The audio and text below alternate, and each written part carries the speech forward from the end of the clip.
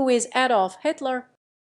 Adolf Hitler German, Adolf HTL Listen, 20 April 1889, 30 April 1945, was an Austrian-born German politician who was dictator of Germany from 1933 until his death in 1945. He rose to power as the leader of the Nazi Party, becoming the chancellor in 1933 and then taking the title of Vertreter und Reichskanzler in 1934. During his dictatorship, he initiated World War II in Europe by invading Poland on 1 September 1939. He was closely involved in military operations throughout the war and was central to the perpetration of the Holocaust, the genocide of about 6 million Jews and millions of other victims. Hitler was born in Braunau in Austria-Hungary and was raised near Linz. He lived in Vienna later in the first decade of the 1900s and moved to Germany in 1913. He was decorated during his service in the German army in World War I. In 1919, he joined the German Workers' Party DAP, the precursor of the Nazi Party, and was appointed leader of the Nazi Party in 1921. In 1923, he attempted to seize governmental power in a failed coup in Munich and was imprisoned with a sentence of 5 years. In jail, he dictated the first volume of his autobiography and political manifesto Mein Kampf, My Struggle. After his early release in 1924, Hitler gained popular support by attacking the Treaty of Versailles and promoting pan-Germanism, anti-Semitism, and anti-communism with charismatic oratory and Nazi propaganda. He frequently denounced international capitalism and communism as part of a Jewish conspiracy. By November 1932, the Nazi Party held the most seats in the German Reichstag, but did not have a majority. As a result, no party was able to form a majority parliamentary coalition in support of a candidate for chancellor. The former chancellor, Franz von Papen, and other conservative leaders persuaded President Paul von Hindenburg to appoint Hitler as chancellor on 30 January 1933. Shortly after, the Reichstag passed the Enabling Act of 1933, which began the process of transforming the Weimar Republic into Nazi Germany, a one-party dictatorship based on the totalitarian and autocratic ideology of Nazism.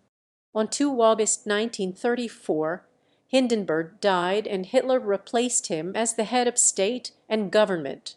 Hitler aimed to eliminate Jews from Germany and establish a new order to counter what he saw as the injustice of the post-World War I international order dominated by Britain and France. His first 6 years in power resulted in rapid economic recovery from the Great Depression, the abrogation of restrictions imposed on Germany after World War I, and the annexation of territories inhabited by millions of ethnic Germans, which initially gave him significant popular support. Hitler sought Lebensraum, living space for the German people in Eastern Europe, and his aggressive foreign policy is considered the primary cause of World War II in Europe. He directed large-scale rearmament and, on 1 September 1939, invaded Poland, resulting in Britain and France declaring war on Germany. In June 1941, Hitler ordered an invasion of the Soviet Union. In December 1941, he declared war on the United States. By the end of 1941, German forces and the European Axis powers occupied most of Europe and North Africa. These gains were gradually reversed after 1941, and in 1945 the Allied armies defeated the German army. On 29 April 1945, he married his longtime lover, Eva Braun, in the F-Bunker in Berlin. Less than 2 days later, the couple committed suicide to avoid capture by the Soviet Red Army. Their corpses were burned. The historian and biographer Ian Kershaw describes Hitler as the embodiment of modern political evil. Under Hitler's leadership and racially motivated ideology, the Nazi regime was responsible for the genocide of about 6 million Jews and millions of other victims, whom he and his followers deemed untermenschen, subhumans, or socially undesirable. Hitler and the Nazi regime were also responsible for the killing of an estimated 19.3 million civilians and prisoners of war.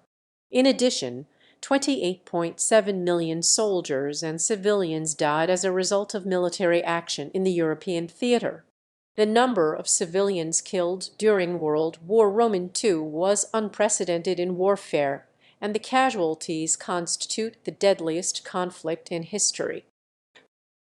Early years. Childhood and education.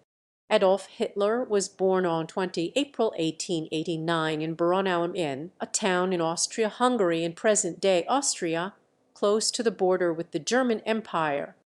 He was the fourth of 6 children born to Adolf Hitler and his third wife, Clara P. LZL. 3 of Hitler's siblings, Gustav, Ida, and Otto, died in infancy. Also living in the household were Alois children from his second marriage, Alois Jr. born 1882 and Angela born 1883. When Hitler was 3, the family moved to Passau, Germany.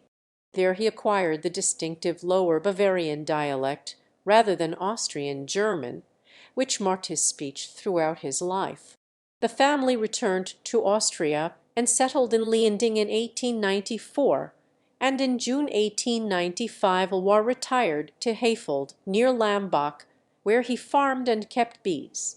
Hitler attended Volkschule, a state-funded primary school in nearby Fischlang. The move to Hayfold coincided with the onset of intense father-son conflicts caused by Hitler's refusal to conform to the strict discipline of his school. His father beat him, although his mother tried to protect him. Alois Hitler's farming efforts at Hayfold ended in failure, and in 1897 the family moved to Lambach.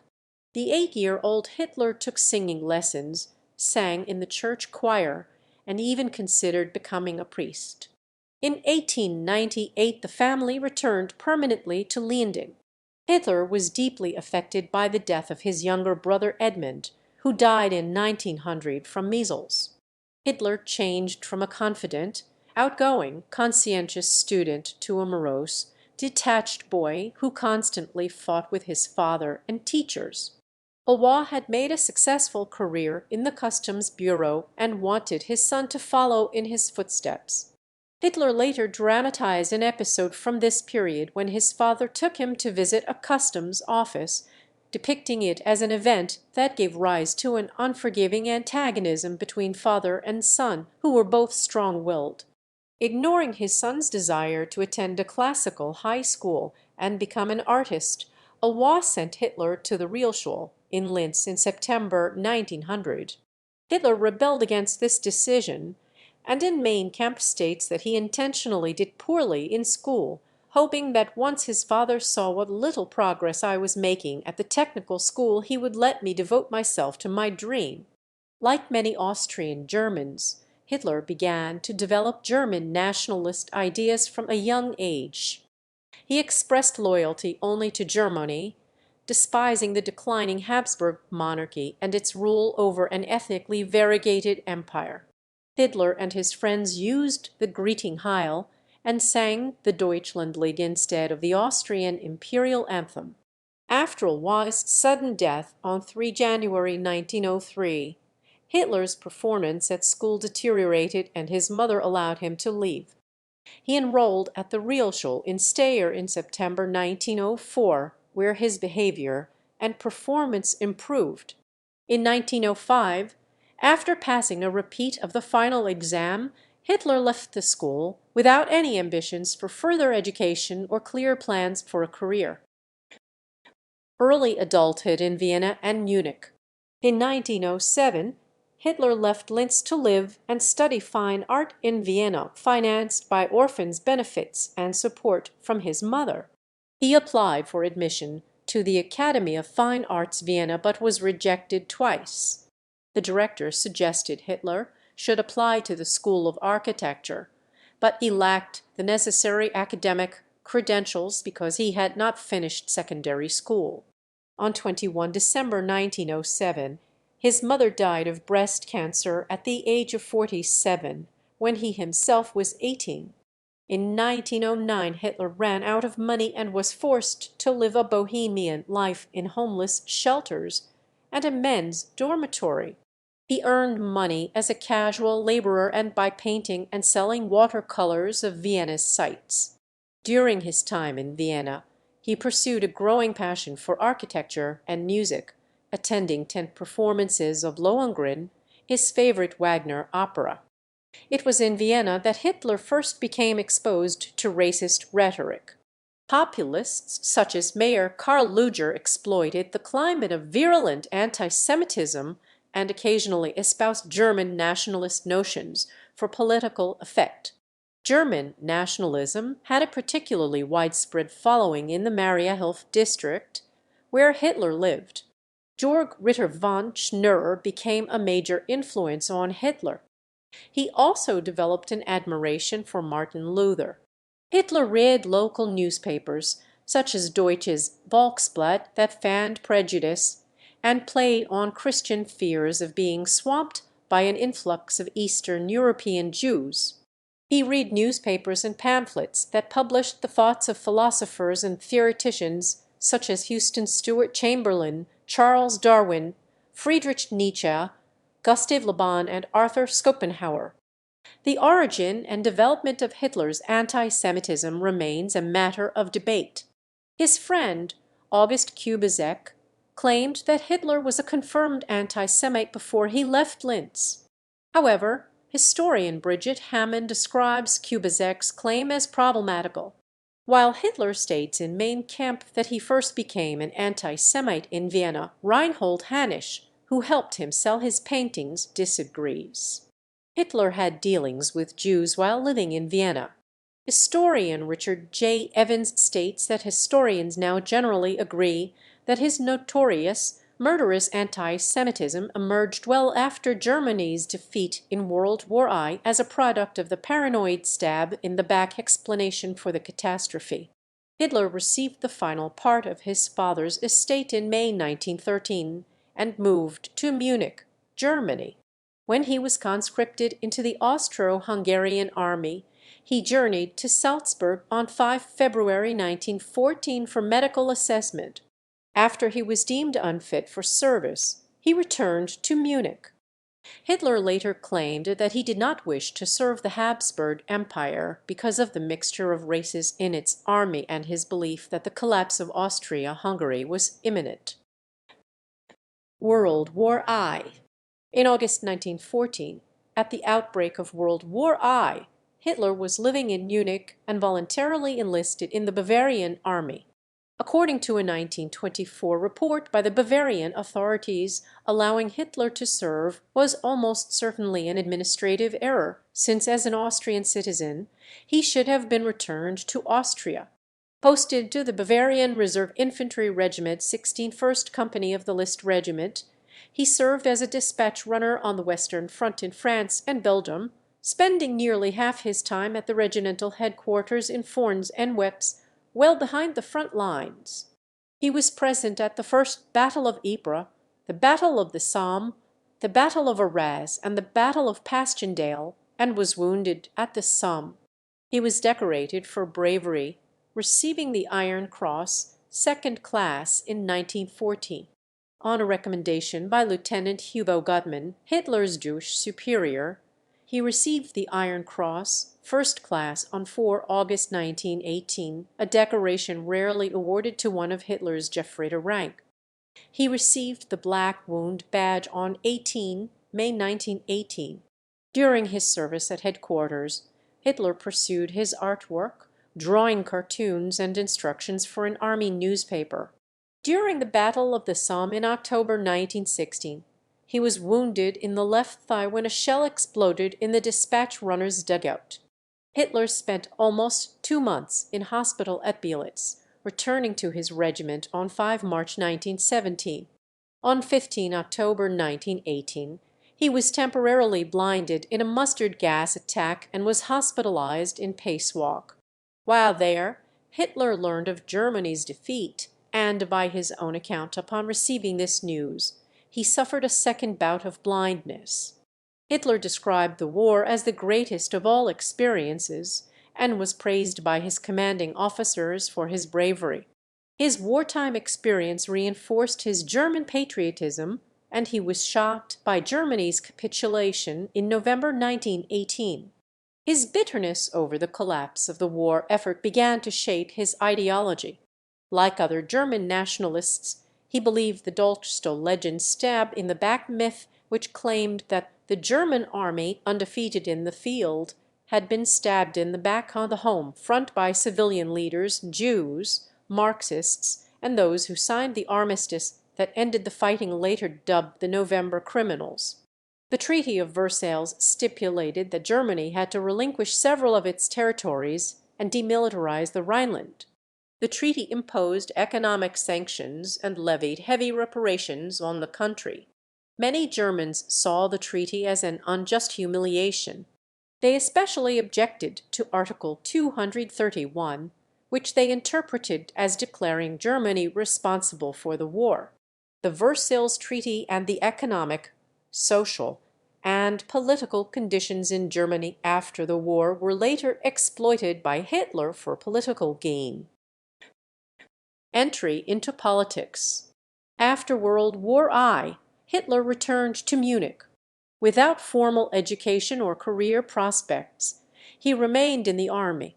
In July 1919, he was appointed Verbindungsmann intelligence agent of an Aufklärungskommando reconnaissance unit of the Reichswehr, assigned to influence other soldiers and to infiltrate the German Workers' Party DAP. At a DAP meeting on 12 September 1919, party chairman Anton Drexler was impressed with Hitler's oratorical skills. He gave him a copy of his pamphlet My Political Awakening, which contained anti-Semitic, nationalist, anti-capitalist, and anti-Marxist ideas. On the orders of his army superiors, Hitler applied to join the party, and within a week was accepted as party member 555. The party began counting membership at 500 to give the impression they were a much larger party. Hitler made his earliest known written statement about the Jewish question in a 16 September 1919 letter to Adolf Gemlet, now known as the Gemlet Letter. In the letter, Hitler argues that the aim of the government must unshakably be the removal of the Jews altogether. At the DAP, Hitler met Dietrich Eckart, one of the party's founders and a member of the Occult Fuel Society. Eckart became Hitler's mentor, exchanging ideas with him and introducing him to a wide range of Munich society. To increase its appeal, the DAP changed its name to the National Sozialistische Deutsche Arbeiterpartei, National Socialist German Workers' Party, NSDAP, known colloquially as the Nazi Party. Hitler designed the party's banner of a swastika in a white circle on a red background. Hitler was discharged from the army on 31 March 1920 and began working full-time for the party. The party headquarters was in Munich, a hotbed of anti-government German nationalists determined to crush Marxism and undermine the Weimar Republic. In February 1921, already highly effective at crowd manipulation, he spoke to a crowd of over 6,000. To publicize the meeting, 2 truckloads of party supporters drove around Munich waving swastika flags and distributing leaflets. Hitler soon gained notoriety for his rowdy polemic speeches against the Treaty of Versailles, rival politicians, and especially against Marxists and Jews. In June 1921, while Hitler and Eckart were on a fundraising trip to Berlin, a mutiny broke out within the Nazi Party in Munich. Members of its executive committee wanted to merge with the Nuremberg-based German Socialist Party DSP. Hitler returned to Munich on 11 July and angrily tendered his resignation. The committee members realized that the resignation of their leading public figure and speaker would mean the end of the party.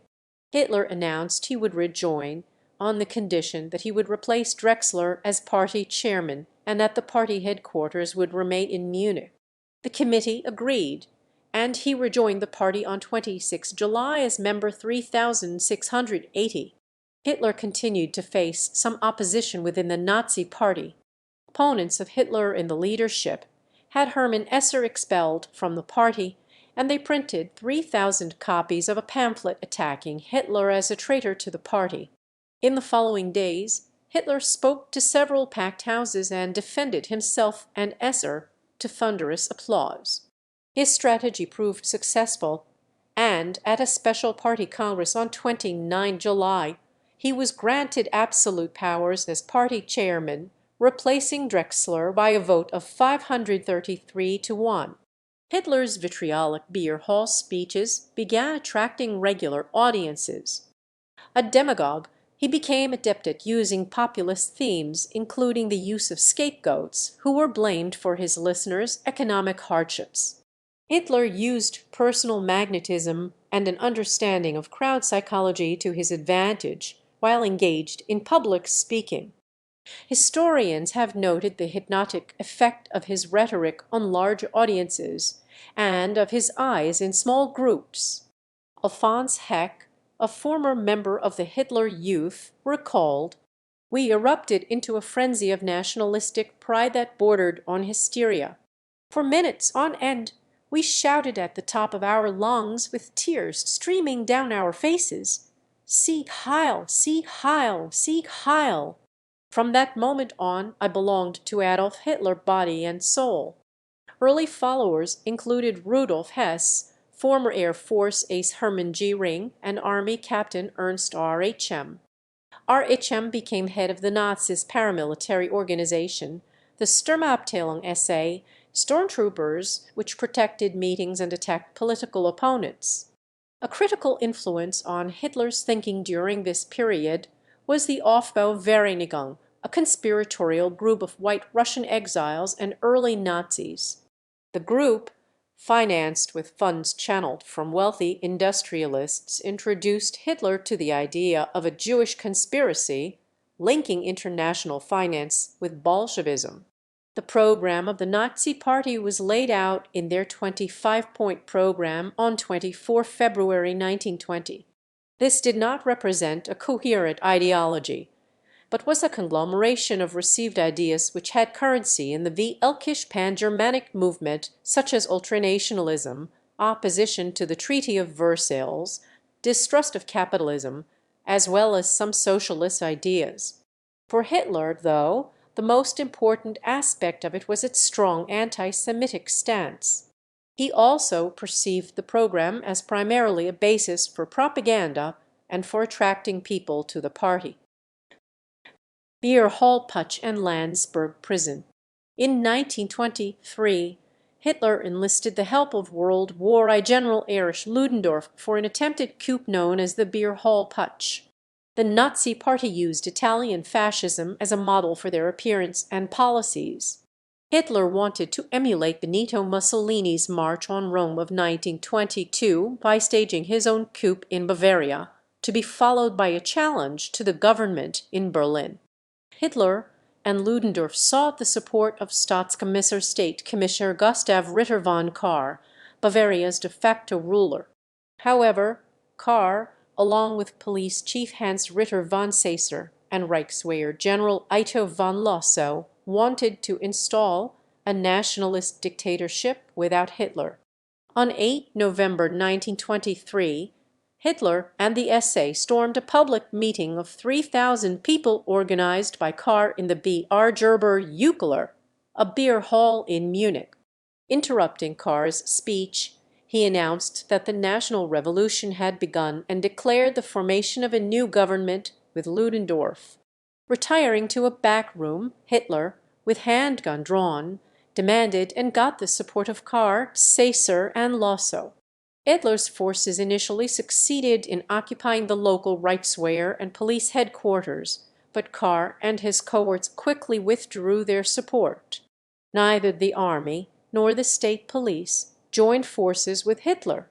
The next day, Hitler and his followers marched from the beer hall to the Bavarian War Ministry to overthrow the Bavarian government, but police dispersed them. 16 Nazi Party members and 4 police officers were killed in the failed coup. Hitler fled to the home of Ernst Hans Stingel and by some accounts contemplated suicide. He was depressed, but calm when arrested on 11 November 1923 for high treason. His trial before the Special People's Court in Munich began in February 1924, and Alfred Rosenberg became temporary leader of the Nazi Party. On 1 April, Hitler was sentenced to 5 years' imprisonment at Landsberg prison. There, he received friendly treatment from the guards and was allowed mail from supporters and regular visits by party comrades. Pardoned by the Bavarian Supreme Court, he was released from jail on 20 December 1924 against the state prosecutor's objections. Including time on remand, Hitler served just over 1 year in prison. While at Landsberg, Hitler dictated most of the first volume of Mein Kampf, My Struggle, originally entitled 4.5 Years of Struggle Against Lies, Stupidity, and Cowardice, at first to his chauffeur Emil Morris and then to his deputy Rudolf Hess. The book, dedicated to Thule Society member Dietrich Eckart, was an autobiography and exposition of his ideology. The book laid out Hitler's plans for transforming German society into one based on race. Throughout the book, Jews are equated with germs and presented as the international poisoners of society. According to Hitler's ideology, the only solution was their extermination. While Hitler did not describe exactly how this was to be accomplished, his inherent genocide upthrust is undeniable, according to Ian Kershaw. Published in 2 volumes in 1925 and 1926, Mein Kampf sold 228,000 copies between 1925 and 1932. 1 million copies were sold in 1933, Hitler's first year in office. Shortly before Hitler was eligible for parole, the Bavarian government attempted to have him deported to Austria. The Austrian federal chancellor rejected the request on the specious grounds that his service in the German army made his Austrian citizenship void. In response, Hitler formally renounced his Austrian citizenship on 7 April 1925. Rebuilding the Nazi Party. At the time of Hitler's release from prison, politics in Germany had become less combative and the economy had improved, limiting Hitler's opportunities for political agitation. As a result of the failed beer hall putsch, the Nazi Party and its affiliated organizations were banned in Bavaria. In a meeting with the Prime Minister of Bavaria, Heinrich, held on 4 January 1925, Hitler agreed to respect the state's authority and promised that he would seek political power only through the democratic process. The meeting paved the way for the ban on the Nazi Party to be lifted on 16 February. However, after an inflammatory speech he gave on 27 February, Hitler was barred from public speaking by the Bavarian authorities, a ban that remained in place until 1927. To advance his political ambitions in spite of the ban, Hitler appointed Gregor Strasser, Otto Strasser, and Joseph Goebbels to organize and enlarge the Nazi Party in northern Germany. Gregor Strasser steered a more independent political course, emphasizing the socialist elements of the party's program. The stock market in the United States crashed on 24 October 1929. The impact in Germany was dire. Millions were thrown out of work, and several major banks collapsed. Hitler and the Nazi Party prepared to take advantage of the emergency to gain support for their party. They promised to repudiate the Versailles Treaty, strengthen the economy, and provide jobs. Rise to power. Bjarne administration. The Great Depression provided a political opportunity for Hitler. Germans were ambivalent about the parliamentary republic, which faced challenges from right and left-wing extremists. The moderate political parties were increasingly unable to stem the tide of extremism, and the German referendum of 1929 helped to elevate Nazi ideology. The elections of September 1930 resulted in the breakup of a grand coalition and its replacement with a minority cabinet. Its leader, Chancellor Heinrich Bjarning of the Centre Party, governed through emergency decrees from President Paul von Hindenburg. Governance by decree became the new norm and paved the way for authoritarian forms of government. The Nazi Party rose from obscurity to win 18.3% of the vote and 107 parliamentary seats in the 1930 election, becoming the second largest party in parliament. Hitler made a prominent appearance at the trial of two Reichswehr officers, Lieutenants Richard Scheringer and Hans Luden, in late 1930. Both were charged with membership in the Nazi Party, at that time illegal for Reichswehr personnel. The prosecution argued that the Nazi Party was an extremist party, prompting defense lawyer Hans Frank to call on Hitler to testify. On 25 September 1930, Hitler testified that his party would pursue political power solely through democratic elections, which won him many supporters in the officer corps. Bjarning's austerity measures brought little economic improvement and were extremely unpopular. Hitler exploited this by targeting his political messages specifically at people who had been affected by the inflation of the 1920s and the Depression, such as farmers, war veterans, and the middle class. Although Hitler had terminated his Austrian citizenship in 1925, he did not acquire German citizenship for almost 7 years. This meant that he was stateless, legally unable to run for public office, and still faced the risk of deportation. On 25 February 1932, the Interior Minister of Brunswick, Dietrich Klages, who was a member of the Nazi Party, appointed Hitler as administrator for the state's delegation to the Reichsrat in Berlin, making Hitler a citizen of Brunswick and thus of Germany.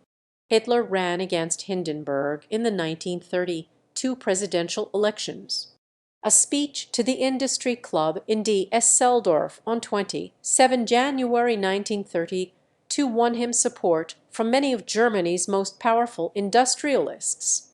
Hindenburg had support from various nationalist, monarchist, Catholic, and Republican parties, and some social democrats. Hitler used the campaign slogan Hitler über Deutschland, Hitler over Germany, a reference to his political ambitions and his campaigning by aircraft. He was one of the first politicians to use aircraft travel for political purposes, and used it effectively. Hitler came in second in both rounds of the election, garnering more than 35% of the vote in the final election. Although he lost to Hindenburg, this election established Hitler as a strong force in German politics. Appointment as Chancellor. The absence of an effective government prompted two influential politicians, Franz von Papen and Alfred Hugenberg, along with several other industrialists and businessmen, to write a letter to Hindenburg. The signers urged Hindenburg to appoint Hitler as leader of a government independent from parliamentary parties which could turn into a movement that would enrapture millions of people. Hindenburg reluctantly agreed to appoint Hitler as chancellor after two further parliamentary elections in July and November 1932 had not resulted in the formation of a majority government. Hitler headed a short-lived coalition government formed by the Nazi Party, which had the most seats in the Reichstag, and Hugenberg's party, the German National People's Party DNVP. On 30 January 1933, the new cabinet was sworn in during a brief ceremony in Hindenburg's office. The Nazi Party gained 3 posts. Hitler was named Chancellor, Wilhelm Frick Minister of the Interior, and Hermann Göring Minister of the Interior for Prussia. Hitler had insisted on the ministerial positions as a way to gain control over the police in much of Germany. Reichstag fire and March elections. As Chancellor, Hitler worked against attempts by the Nazi Party's opponents to build a majority government. Because of the political stalemate, he asked Hindenburg to again dissolve the Reichstag, and elections were scheduled for early March. On 27 February 1933, the Reichstag building was set on fire. Göring blamed a communist plot, as Dutch communist Marinus van der Lubbe was found in incriminating circumstances inside the burning building. Until the 1960s, some historians, including William L. Shirer and Alan Bullock, thought the Nazi Party itself was responsible. The current consensus of nearly all historians is that van der Lubbe actually set the fire alone. At Hitler's urging, Hindenburg responded by signing the Reichstag fire decree of 28 February, drafted by the Nazis, which suspended basic rights and allowed detention without trial. The decree was permitted under Article 48 of the Weimar Constitution, which gave the president the power to take emergency measures to protect public safety and order. Activities of the German Communist Party, KPD, were suppressed, and some 4,000 KPD members were arrested.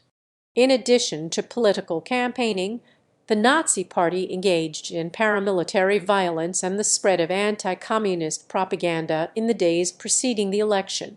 On Election Day, 6 March 1933, the Nazi Party's share of the vote increased to 43.9%, and the party acquired the largest number of seats in parliament.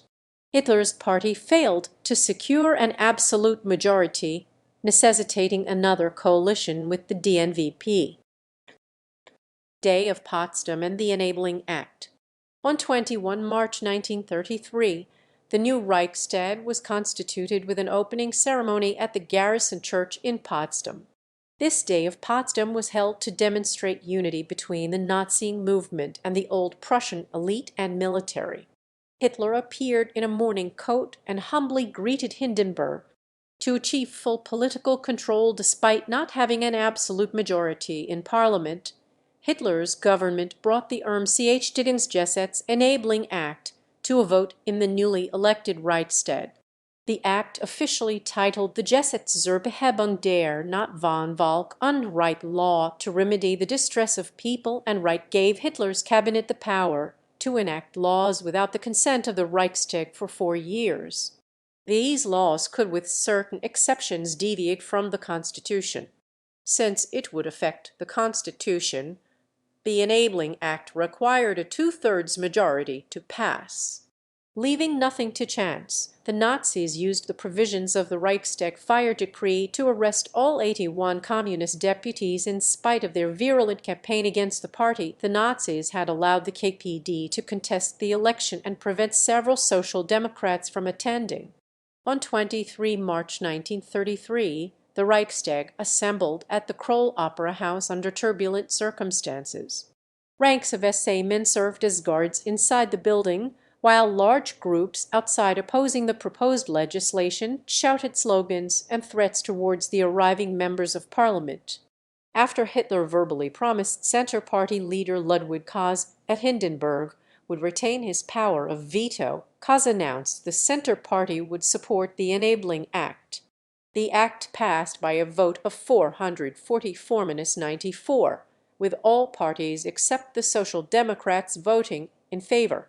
The Enabling Act, along with the Reichstag fire decree, transformed Hitler's government into a de facto legal dictatorship.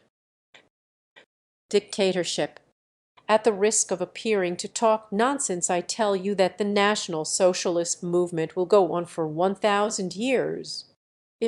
Don't forget how people laughed at me 15 years ago when I declared that one day I would govern Germany. They laugh now just as foolishly when I declare that I shall remain in power.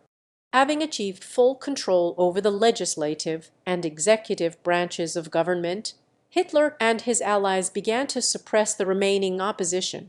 The Social Democratic Party was banned and its assets seized. While many trade union delegates were in Berlin for May Day activities, SA stormtroopers occupied union offices around the country. On 2 May 1933, all trade unions were forced to dissolve and their leaders were arrested. Some were sent to concentration camps. The German Labor Front was formed as an umbrella organization to represent all workers, administrators, and company owners, thus reflecting the concept of Nazism in the spirit of Hitler's Volksgemeinschaft People's Community. By the end of June, the other parties had been intimidated into disbanding. This included the Nazis' nominal coalition partner, the DNVP. With the SA's help, Hitler forced its leader, Hugenberg, to resign on 29 June. On 14 July 1933, the Nazi Party was declared the only legal political party in Germany. The demands of the SA for more political and military power caused anxiety among military, industrial, and political leaders. In response, Hitler purged the entire SA leadership in the Night of the Long Knives, which took place from 30 June to 2 July 1934. Hitler targeted Ernst Rhm and other SA leaders who, along with a number of Hitler's political adversaries such as Gregor Strasser and former Chancellor Kurt von Schleicher, were rounded up, arrested, and shot.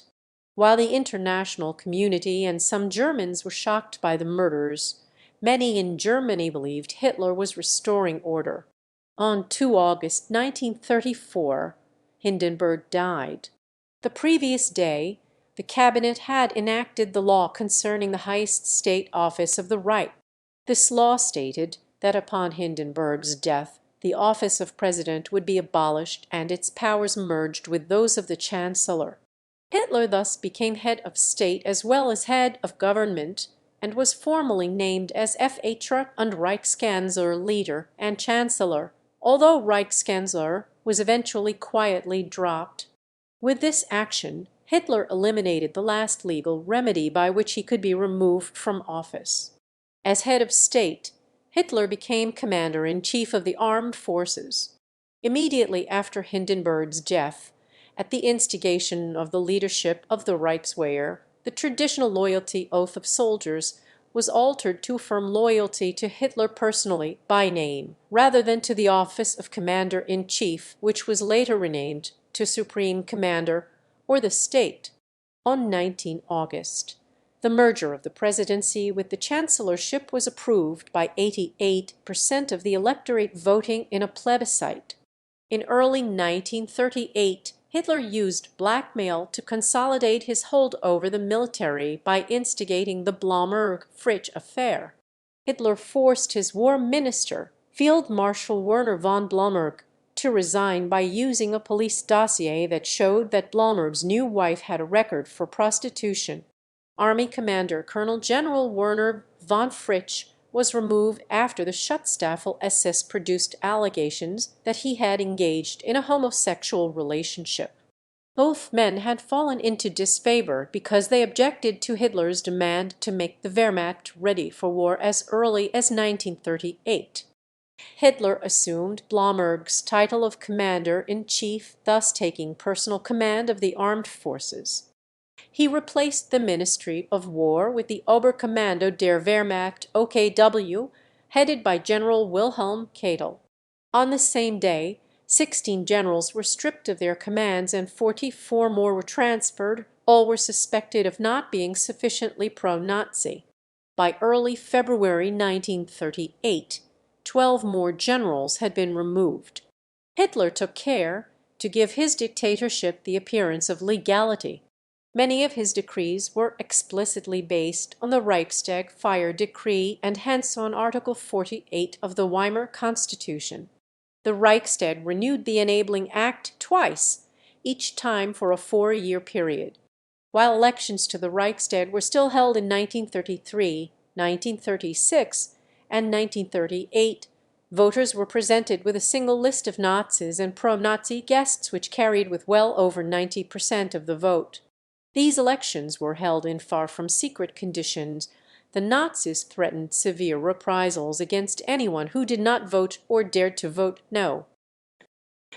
Nazi Germany. Economy and culture.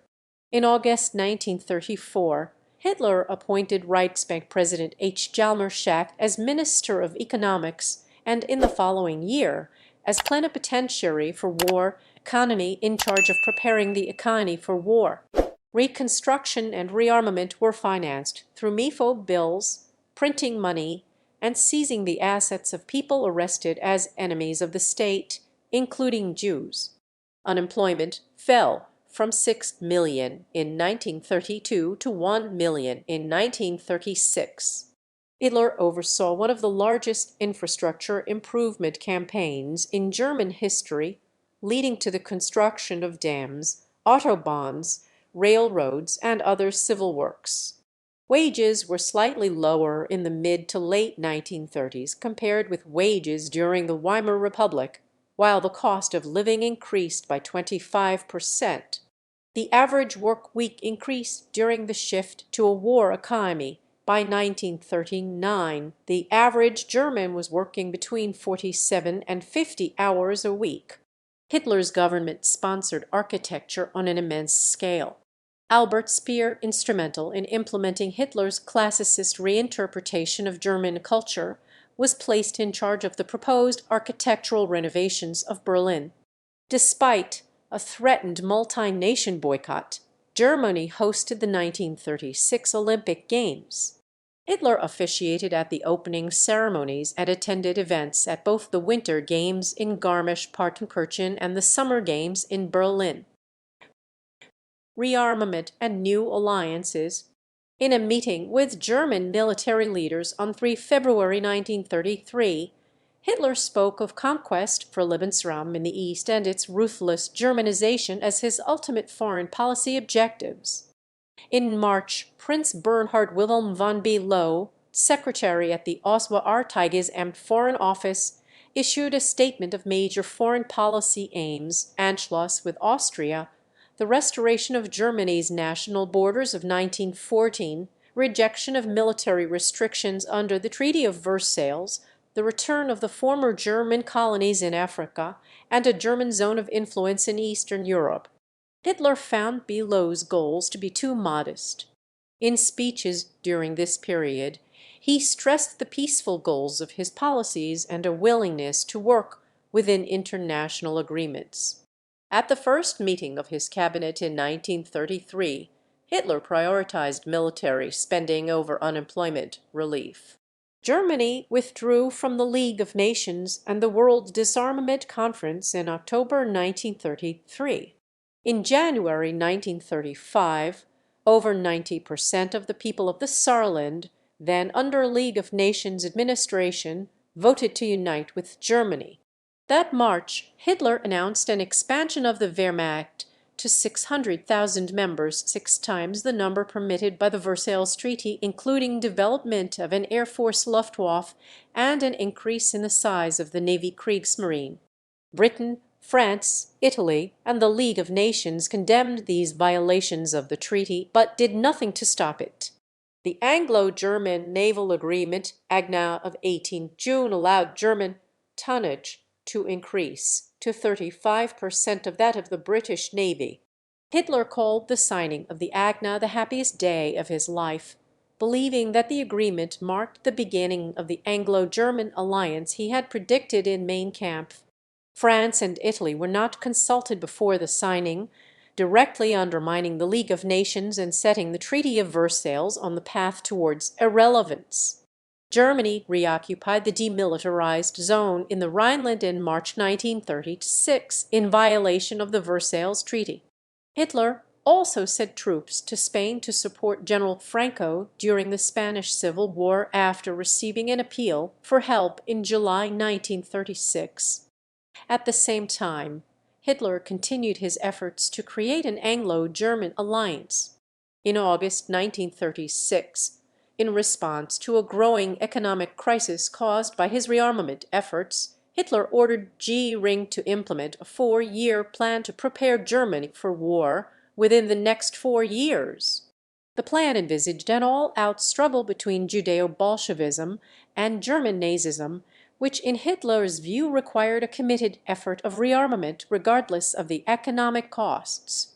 In October 1936, Count Galeazzo Cinau, foreign minister of Mussolini's government, visited Germany, where he signed a 9-point protocol as an expression of rapprochement and had a personal meeting with Hitler.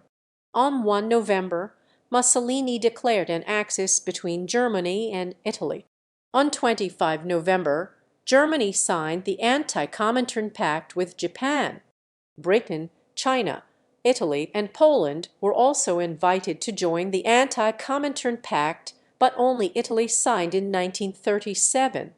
Hitler abandoned his plan of an Anglo-German alliance, blaming inadequate British leadership. At a meeting in the Reich Chancellery with his foreign ministers and military chiefs that November, Hitler restated his intention of acquiring Lebensraum for the German people. He ordered preparations for war in the East to begin as early as 1938 and no later than 1943. In the event of his death, the conference minutes, recorded as the Hasbab Memorandum, were to be regarded as his political testament. He felt that a severe decline in living standards in Germany as a result of the economic crisis could only be stopped by military aggression aimed at seizing Austria and Czechoslovakia. Hitler urged quick action before Britain and France gained a permanent lead in the arms race. In early 1938, in the wake of the Blomberg-Fritsch affair, Hitler asserted control of the military foreign policy apparatus, dismissing Neurath as foreign minister and appointing himself as war minister. From early 1938 onwards, Hitler was carrying out a foreign policy ultimately aimed at war. World War Roman II. Early diplomatic successes. Alliance with Japan. In February 1938, on the advice of his newly appointed foreign minister, the strongly pro-Japanese Joachim von Ribbentrop, Hitler ended the Sino-German alliance with the Republic of China to instead enter into an alliance with the more modern and powerful Empire of Japan. Hitler announced German recognition of Manchukuo, the Japanese-occupied state in Manchuria, and renounced German claims to their former colonies in the Pacific held by Japan. Hitler ordered an end to arms shipments to China and recalled all German officers working with the Chinese army. In retaliation, Chinese General Chiang Kai-shek cancelled all Sino-German economic agreements, depriving the Germans of many Chinese raw materials. Austria and Czechoslovakia. On 12 March 1938, Hitler announced the unification of Austria with Nazi Germany in the Anschluss. Hitler then turned his attention to the ethnic German population of the Sudetenland region of Czechoslovakia. On 29 March 1938, Hitler held a series of secret meetings in Berlin with Konrad Henlein of the Sudeten German Party, the largest of the ethnic German parties of the Sudetenland. The men agreed that Henlein would demand increased autonomy for Sudeten Germans from the Czechoslovakian government, thus providing a pretext for German military action against Czechoslovakia. In April 1938, Henlein told the foreign minister of Hungary that whatever the Czech government might offer, he would always raise still higher demands. He wanted to sabotage an understanding by any means because this was the only method to blow up Czechoslovakia quickly. In private, Hitler considered the Sudeten issue unimportant. His real intention was a war of conquest against Czechoslovakia. In April, Hitler ordered the OKW to prepare for Folgiar and Case Green, the code name for an invasion of Czechoslovakia. As a result of intense French and British diplomatic pressure, on 5 September, Czechoslovakian President Edvard Beneš unveiled the fourth plan for constitutional reorganization of his country, which agreed to most of Henlein's demands for Sudeten autonomy. Henlein's party responded to Beneš's offer by instigating a series of violent clashes with the Czechoslovakian police that led to the declaration of martial law in certain Sudeten districts. Germany was dependent on imported oil. A confrontation with Britain over the Czechoslovakian dispute could curtail Germany's oil supplies. This forced Hitler to call off Folgiar, originally planned for 1 October 1938. On 29 September, Hitler, Neville Chamberlain, Dwight Daladier, and Mussolini attended a one-day conference in Munich that led to the Munich Agreement, which handed over the Sudetenland districts to Germany. Chamberlain was satisfied with the Munich conference, calling the outcome peace for our time, while Hitler was angered about the missed opportunity for war in 1938. He expressed his disappointment in a speech on 9 October in Sarber-Seekan. In Hitler's view, the British brokered peace, although favourable to the ostensible German demands, was a diplomatic defeat which spurred his intent of limiting British power to pave the way for the eastern expansion of Germany. As a result of the summit, Hitler was selected Time magazine's Man of the Year for 1938. In late 1938 and early 1939, the continuing economic crisis caused by rearmament forced Hitler to make major defense cuts.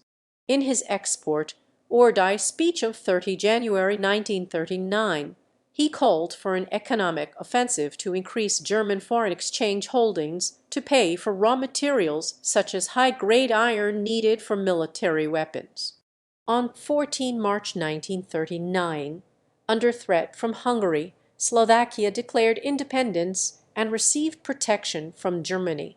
The next day, in violation of the Munich Accord, and possibly as a result of the deepening economic crisis requiring additional assets, Hitler ordered the Wehrmacht to invade the Czech Rump state, and from Prague Castle he proclaimed the territory a German protectorate. Start of World War II. In private discussions in 1939, Hitler declared Britain the main enemy to be defeated, and that Poland's obliteration was a necessary prelude for that goal. The eastern flank would be secured, and land would be added to Germany's Lebensraum. Offended by the British guarantee on 31 March 1939 of Polish independence, he said, "I shall brew them a devil's drink." In a speech in Wilhelmshaven for the launch of the battleship Tirpitz on 1 April, he threatened to denounce the Anglo-German naval agreement if the British continued to guarantee Polish independence, which he perceived as an encirclement policy. Poland was to either become a German satellite state or it would be neutralized in order to secure the Reich's eastern flank and prevent a possible British blockade. Hitler initially favored the idea of a satellite state, but upon its rejection by the Polish government, he decided to invade and made this the main foreign policy goal of 1939. On 3 April, Hitler ordered the military to prepare for Fall Weißkäse White, the plan for invading Poland on 25 August. In a Reichstag speech on 28 April, he renounced both the Anglo-German naval agreement and the German-Polish non-aggression pact. Historians such as William Carr, Gerhard Weinberg, and Ian Kershaw have argued that one reason for Hitler's rush to war was his fear of an early death. He had repeatedly claimed that he must lead Germany into war before he got too old, as his successors might lack his strength of will. Hitler was concerned that a military attack against Poland could result in a premature war with Britain. Hitler's foreign minister and former ambassador to London, Joachim von Ribbentrop, assured him that neither Britain nor France would honour their commitments to Poland. Accordingly, on 22 August 1939, Hitler ordered a military mobilization against Poland.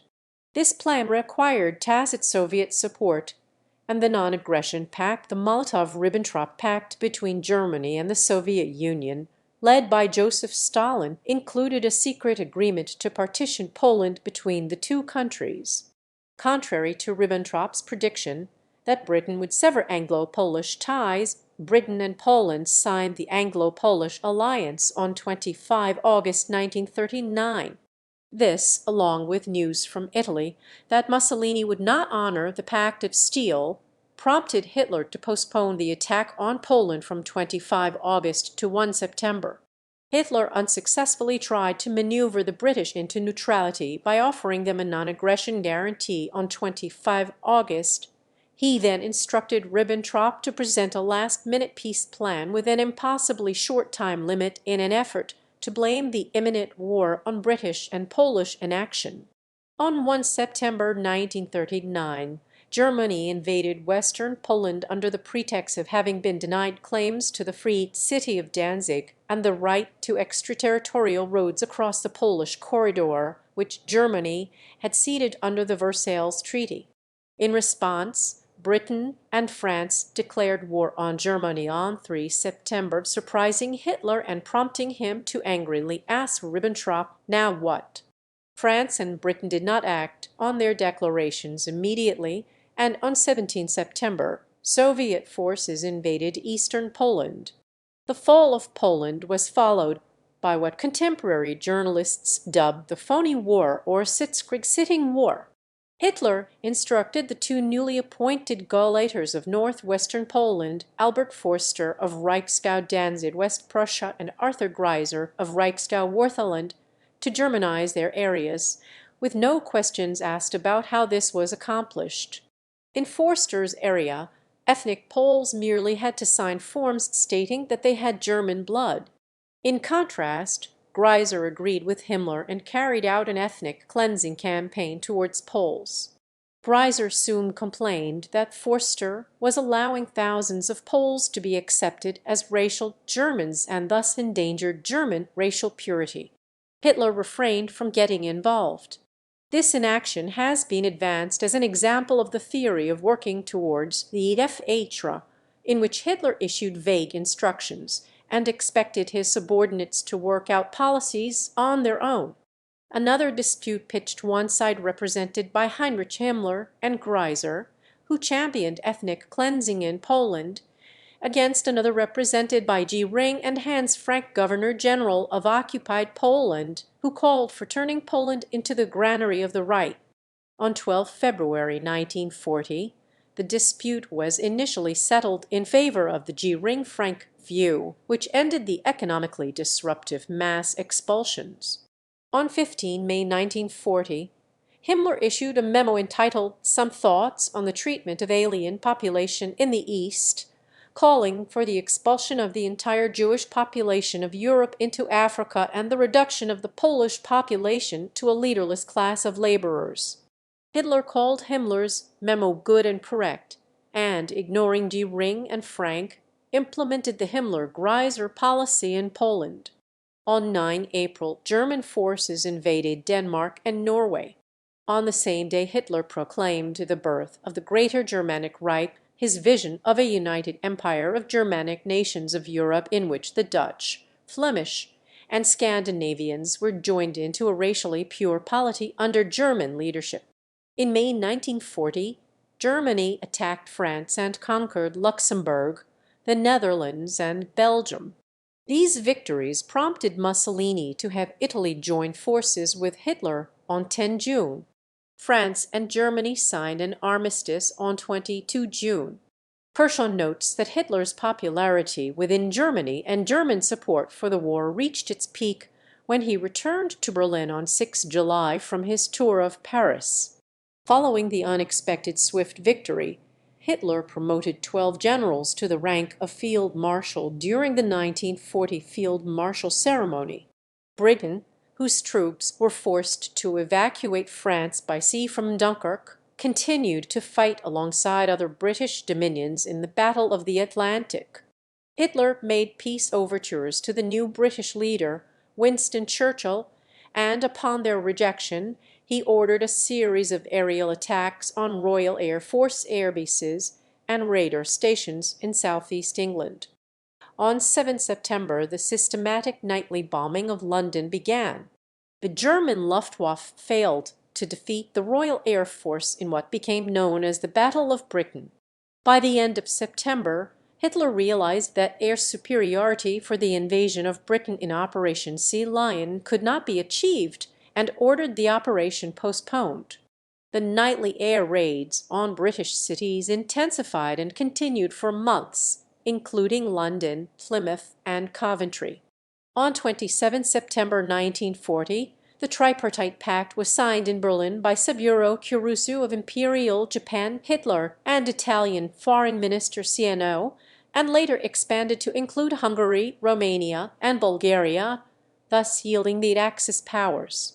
Hitler's attempt to integrate the Soviet Union into the anti-British bloc failed after inconclusive talks between Hitler and Molotov in Berlin in November, and he ordered preparations for the invasion of the Soviet Union.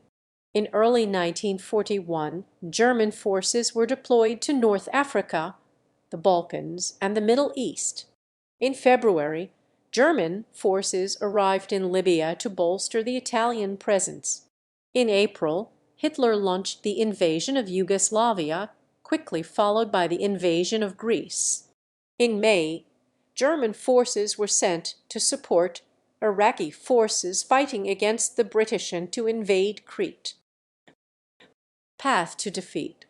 On 22 June 1941, contravening the Molotov-Ribbentrop Pact of 1939, over 3 million Axis troops attacked the Soviet Union. This offensive, codenamed Operation Barbarossa, was intended to destroy the Soviet Union and seize its natural resources for subsequent aggression against the Western powers. The invasion conquered a huge area, including the Baltic republics, Belarus, and West Ukraine. By early August, Axis troops had advanced 500 km 310 mi and won the Battle of Smolensk. Hitler ordered Army Group Center to temporarily halt its advance to Moscow and divert its panzer groups to aid in the encirclement of Leningrad and Kiev. His generals disagreed with this change, having advanced within 400 km 250 mi of Moscow, and his decision caused a crisis among the military leadership. The pause provided the Red Army with an opportunity to mobilize fresh reserves. Historian Russell Stolfi considers it to be one of the major factors that caused the failure of the Moscow offensive, which was resumed in October 1941 and ended disastrously in December. During this crisis, Hitler appointed himself as head of the Oberkommando des Heeres. On 7 December 1941, Japan attacked the American fleet based at Pearl Harbor, Hawaii. 4 days later, Hitler declared war against the United States. On 18 December 1941, Himmler asked Hitler what to do with the Jews of Russia, to which Hitler replied, "Als Partisanen ausrotten, exterminate them as partisans." Israeli historian Yehuda Bauer has commented that the remark is probably as close as historians will ever get to a definitive order from Hitler for the genocide carried out during the Holocaust. In late 1942, German forces were defeated in the Second Battle of El Alamein, thwarting Hitler's plans to seize the Suez Canal and the Middle East. Overconfident in his own military expertise following the earlier victories in 1940, Hitler became distrustful of his army high command and began to interfere in military and tactical planning with damaging consequences.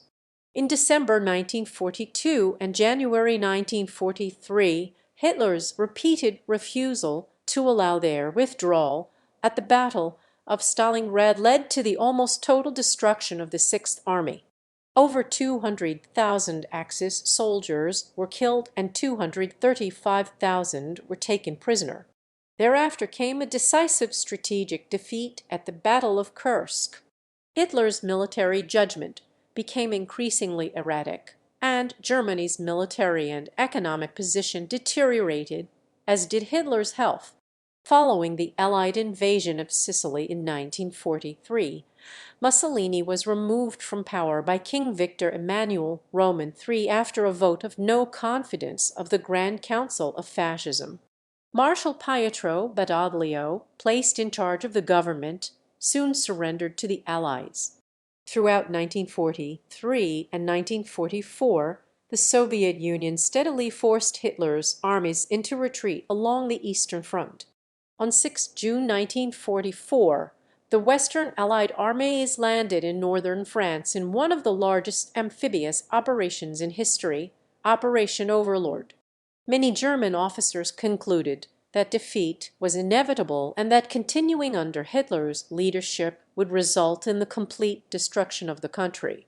Between 1939 and 1945, there were many plans to assassinate Hitler, some of which proceeded to significant degrees.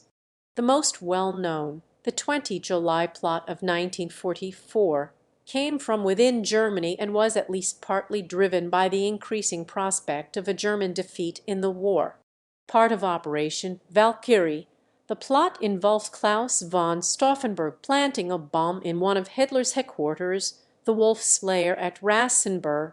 Hitler narrowly survived because staff officer Heinz Brandt moved the briefcase containing the bomb behind a leg of the heavy conference table, which deflected much of the blast. Later, Hitler ordered savage reprisals, resulting in the execution of more than 4,900 people. According to British academic Dan Plesh, Hitler was put on the United Nations War Crimes Commission's first list of war criminals in December 1944, after determining that Hitler could be held criminally responsible for the acts of the Nazis in occupied countries. By March 1945, at least 7 indictments had been filed against him. Defeat and death. By late 1944, both the Red Army and the Western Allies were advancing into Germany.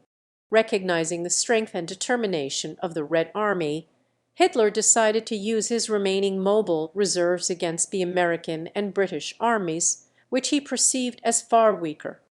On 16 December, he launched the Ardennes offensive to incite disunity among the Western Allies and perhaps convince them to join his fight against the Soviets. After some temporary successes, the offensive failed. With much of Germany in ruins in January 1945, Hitler spoke on the radio. However grave as the crisis may be at this moment, it will, despite everything, be mastered by our unalterable will. Acting on his view that Germany's military failures meant it had forfeited its right to survive as a nation, Hitler ordered the destruction of all German industrial infrastructure before it could fall into Allied hands. Minister for Armaments Albert Speer was entrusted with executing this scorched earth policy, but he secretly disobeyed the order. Hitler's hope to negotiate peace with the United States and Britain was encouraged by the death of U.S. President Franklin D. Roosevelt on 12 April 1945, but contrary to his expectations, this caused no rift among the Allies. On 20 April, his 56th birthday, Hitler made his last trip from the F-Wehrbanker F-H shelter to the surface. In the ruined garden of the Reich Chancellery, he awarded Iron Crosses to boy soldiers of the Hitler Youth who were now fighting the Red Army at the front near Berlin. By 21 April, George Zhukov's First Belarusian Front had broken through the defenses of General Gotthard Heinrich's army Group Vistula during the Battle of the Seelow Heights and advanced to the outskirts of Berlin. In denial about the dire situation, Hitler placed his hopes on the undermanned and under-equipped Army Abteilung Steiner Army Detachment Steiner, commanded by Felix Steiner. Hitler ordered Steiner to attack the northern flank of the salient, while the German Ninth Army was ordered to attack northward in a pincer attack. During a military conference on 22 April, Hitler asked about Steiner's offensive. He was told that the attack had not been launched and that the Soviets had entered Berlin. Hitler asked everyone except Wilhelm Keitel, Alfred Jodl, Hans Krebs, and Wilhelm Burgdorf to leave the room, then launched into a tirade against the treachery and incompetence of his commanders, culminating in his declaration for the first time that everything was lost. He announced that he would stay in Berlin until the end and then shoot himself. By 23 April, the Red Army had surrounded Berlin, and Goebbels made a proclamation urging its citizens to defend the city. That same day, Göring sent a telegram from Berchtesgaden arguing that since Hitler was isolated in Berlin, Göring should assume leadership of Germany. Göring set a deadline after which he would consider Hitler incapacitated. Hitler responded by having Göring arrested, and in his last will and testament of 29 April, he removed Göring from all government positions. On 28 April, Hitler discovered that Himmler, who had left Berlin on 20 April, was trying to negotiate a surrender to the Western Allies. He ordered Himmler's arrest and had Hermann Fegelein, Himmler's SS representative at Hitler's HQ in Berlin, shot. After midnight on the night of 28-29 April, Hitler married Eva Braun in a small civil ceremony in the F4 bunker. Later that afternoon, Hitler was informed that Mussolini had been executed by the Italian resistance movement on the previous day. This presumably increased his determination to avoid capture. On 30 April 1945, Soviet troops were within a block or two of the Reich Chancellery when Hitler shot himself in the head and Braun bit into a cyanide capsule. Their corpses were carried outside to the garden behind the Reich Chancellery, where they were placed in a bomb crater, doused with petrol, and set on fire as the Red Army shelling continued. Grand Admiral Karl Dönitz and Joseph Goebbels assumed Hitler's roles as head of state and chancellor respectively. Berlin surrendered on 2 May. The remains of Joseph and Magda Goebbels, the 6 Goebbels children, General Hans Krebs, and Hitler's dogs were repeatedly buried and exhumed. Hitler and Braun's remains were alleged to have been moved as well, but this is most likely Soviet disinformation. There is no evidence that any actual bodily remains of Hitler or Braun, with the exception of the dental bridges, were found by the Soviets, which could be identified as their remains. While news of Hitler's death spread quickly, a death certificate was not issued until 1956, after a lengthy investigation to collect testimony from 42 witnesses. Hitler's demise was entered as an assumption of death based on this testimony. The Holocaust. If the international Jewish financiers in and outside Europe should succeed in plunging the nations once more into a world war, then the result will not be the Bolshevization of the earth, and thus the victory of Jewry, but the annihilation of the Jewish race in Europe. The Holocaust and Germany's war in the East were based on Hitler's long-standing view that the Jews were the enemy of the German people and that Lebensraum was needed for Germany's expansion. He focused on Eastern Europe for this expansion, aiming to defeat Poland and the Soviet Union, and then removing or killing the Jews and Slavs. The Generalplan General Plan East called for deporting the population of occupied Eastern Europe and the Soviet Union to West Siberia for use as slave labor or to be murdered. The conquered territories were to be colonized by German or Germanized settlers. The goal was to implement this plan after the conquest of the Soviet Union, but when this failed, Hitler moved the plans forward. By January 1942, he had decided that the Jews, Slavs, and other deportees considered undesirable should be killed. The genocide was organized and executed by Heinrich Himmler and Reinhard Heydrich. The records of the 1C Conference, held on 20 January 1942 and led by Heydrich, with 15 senior Nazi officials participating, provide the clearest evidence of systematic planning for the Holocaust. On 22 February, Hitler was recorded saying, "We shall regain our health only by eliminating the Jews." Similarly, at a meeting in July 1941 with leading functionaries of the Eastern Territories, Hitler said that the easiest way to quickly pacify the areas would be best achieved by shooting everyone who even looks odd. Although no direct order from Hitler authorizing the mass killings has surfaced, his public speeches, orders to his generals, and the diaries of Nazi officials demonstrate that he conceived and authorized the extermination of European Jewry. During the war, Hitler repeatedly stated his prophecy of 1939 was being fulfilled, namely that a world war would bring about the annihilation of the Jewish race. Hitler approved the Einsatzgruppen killing squads that followed the German army through Poland, the Baltic, and the Soviet Union, and was well informed about their activities. By summer 1942, Auschwitz concentration camp was expanded to accommodate large numbers of deportees for murder or enslavement. Scores of other concentration camps and satellite camps were set up throughout Europe, with several camps devoted exclusively to extermination.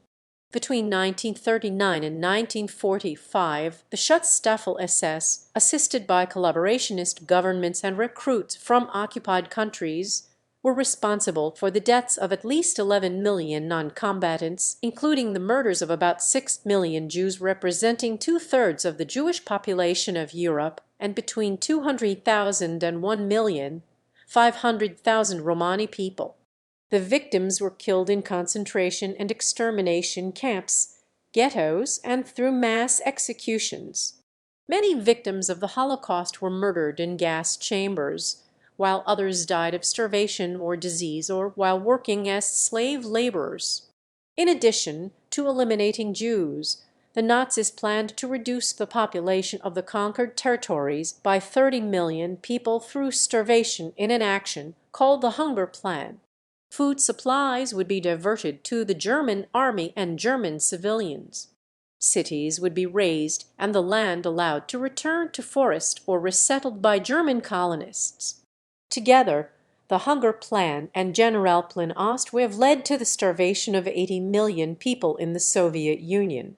These partially fulfilled plans resulted in additional deaths, bringing the total number of civilians and prisoners of war who died in the democide to an estimated 19.3 million people. Hitler's policies resulted in the killing of nearly 2 million non-Jewish Polish civilians, over 3 million Soviet prisoners of war, communists and other political opponents, homosexuals, the physically and mentally disabled, Jehovah's Witnesses, Adventists, and trade unionists. Hitler did not speak publicly about the killings and seems to never have visited the concentration camps. The Nazis embraced the concept of racial hygiene. On 15 September 1935, Hitler presented two laws known as the Nuremberg Laws to the Reichstag. The laws banned sexual relations and marriages between Aryans and Jews and were later extended to include gypsies, Negroes, or their bastard offspring.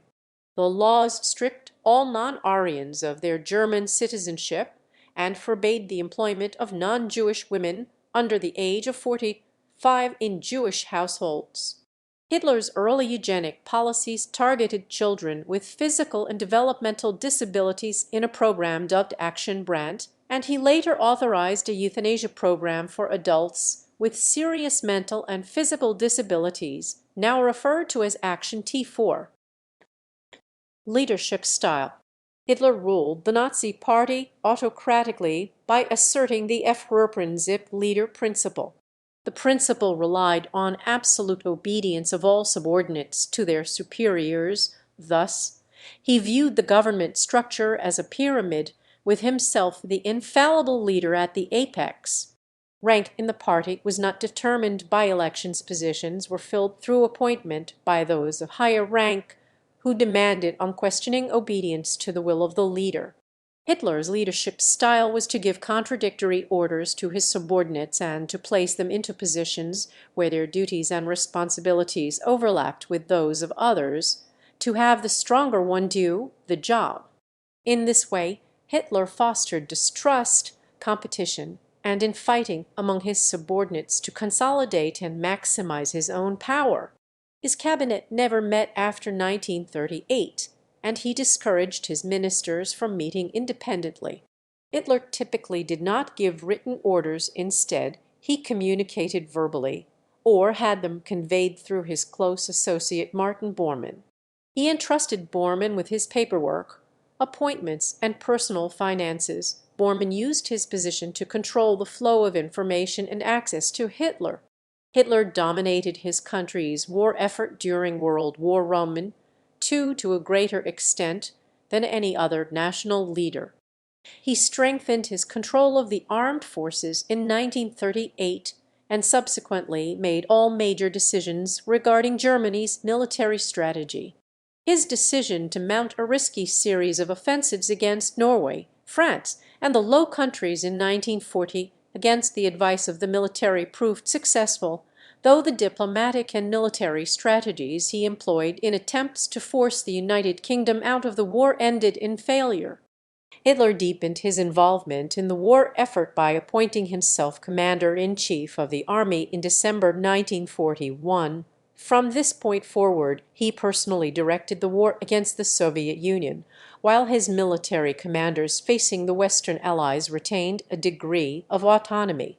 Hitler's leadership became increasingly disconnected from reality as the war turned against Germany, with the military's defensive strategies often hindered by his slow decision-making and frequent directives to hold untenable positions. Nevertheless, he continued to believe that only his leadership could deliver victory. In the final months of the war, Hitler refused to consider peace negotiations, regarding the destruction of Germany as preferable to surrender. The military did not challenge Hitler's dominance of the war effort, and senior officers generally supported and enacted his decisions. Personal life. Family. Hitler created a public image as a celibate man without a domestic life, dedicated entirely to his political mission and the nation. He met his lover, Eva Braun, in 1929, and married her on 29 April 1945, one day before they both committed suicide. In September 1931, his half-niece, Jelly Robbel, took her own life with Hitler's gun in his Munich apartment. It was rumored among contemporaries that Jelly was in a romantic relationship with him, and her death was a source of deep, lasting pain. Paula Hitler, the younger sister of Hitler and the last living member of his immediate family, died in June 1960. Views on religion. Hitler was born to a practicing Catholic mother and an anti-clerical father. After leaving home, Hitler never again attended Mass or received the sacraments. Speer states that Hitler railed against the Church to his political associates, and though he never officially left the Church, he had no attachment to it.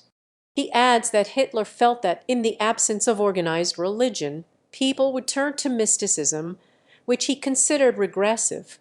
According to Speer, Hitler believed that Japanese religious beliefs, or Islam, would have been a more suitable religion for Germans than Christianity, with its meekness and flabbiness. Historian John S.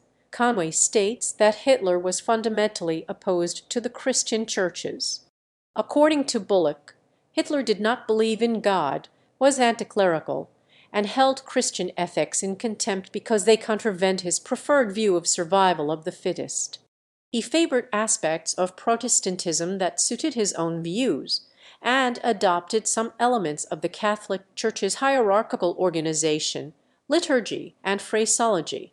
In a 1932 speech, Hitler stated that he was not a Catholic, and declared himself a German Christian. In a conversation with Albert Speer, Hitler said, "Through me the evangelical church could become the established church as in England." Hitler viewed the church as an important politically conservative influence on society, and he adopted a strategic relationship with it that suited his immediate political purposes.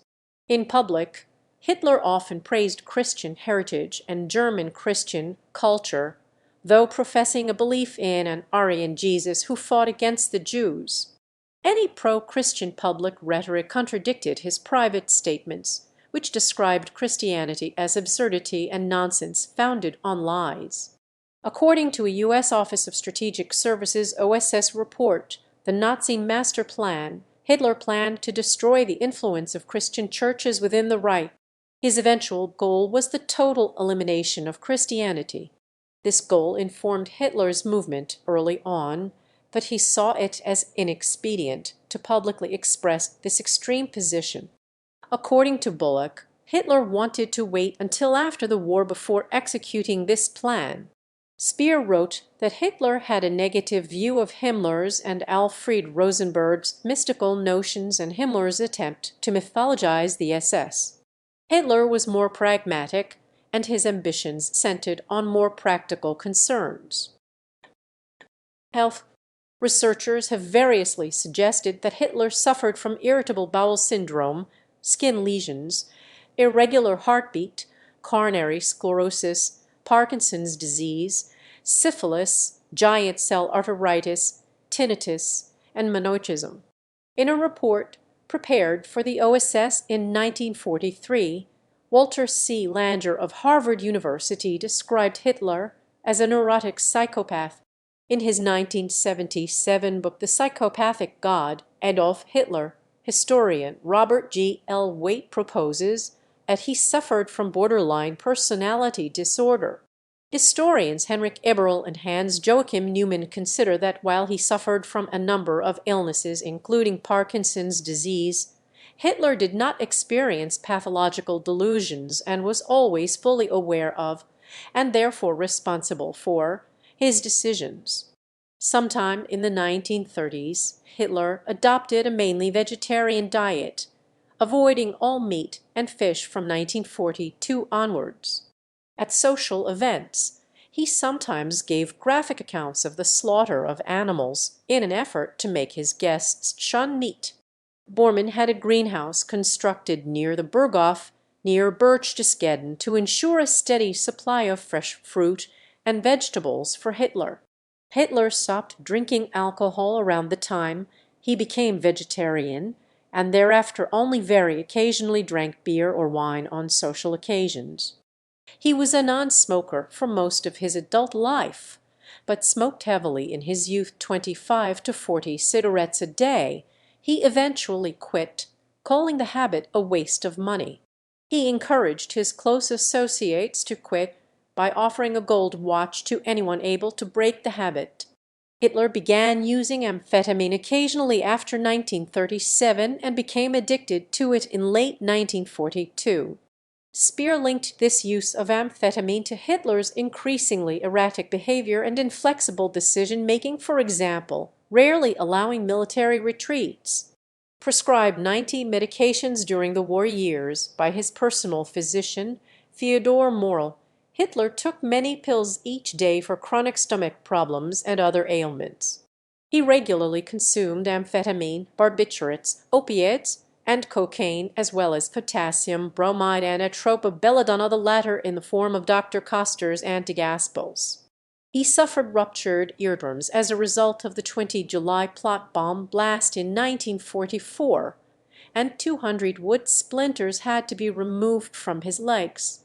Newsreel footage of Hitler shows tremors in his left hand and a shuffling walk, which began before the war and worsened towards the end of his life.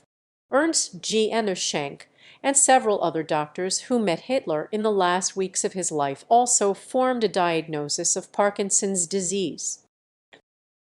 Legacy: Hitler's suicide was likened by contemporaries to a spell being broken. Public support for Hitler had collapsed by the time of his death, and few Germans mourned his passing. Kershaw argues that most civilians and military personnel were too busy adjusting to the collapse of the country or fleeing from the fighting to take any interest.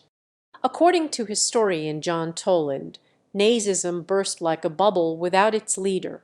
Kershaw describes Hitler as the embodiment of modern political evil. Never in history has such ruination, physical and moral, been associated with the name of one man, he adds.